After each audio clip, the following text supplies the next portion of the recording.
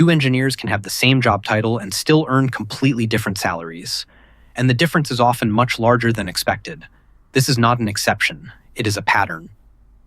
In many companies, engineers working in similar roles, with comparable experience, end up in different income ranges.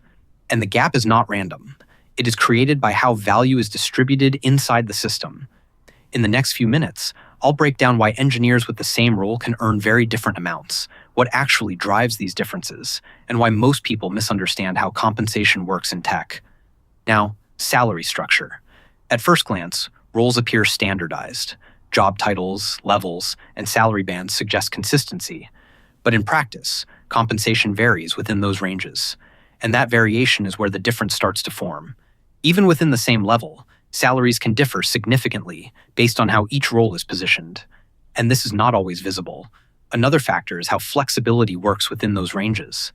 Salary bands are often presented as fixed structures.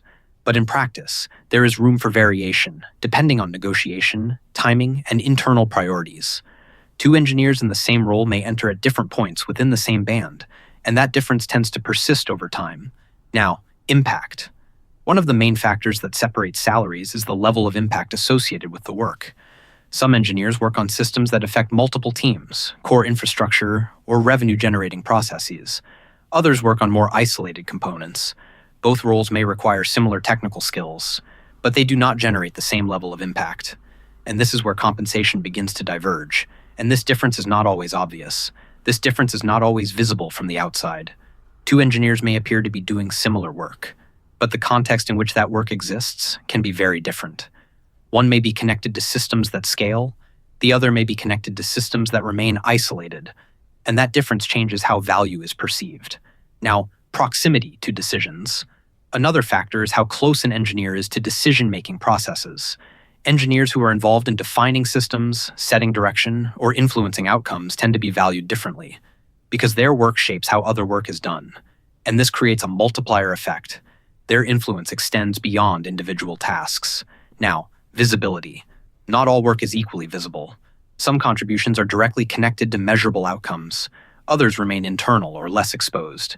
Engineers whose work is more visible tend to be associated with results, and this affects how they are evaluated. This does not mean their work is more difficult, but it is easier to measure, and what is easier to measure is easier to reward. Over time, this changes how performance is evaluated. When outcomes are visible, they are easier to connect to individual contributions. When outcomes are less visible, the same level of work may not be recognized in the same way. And over time, this creates differences in how engineers are rewarded. Now, market alignment. Compensation is also influenced by how closely a role aligns with current demand. Engineers working in areas that are expanding or under pressure tend to see higher salaries, even if their role appears similar to others. This creates differences between engineers who may look comparable on paper. Now, skill interpretation.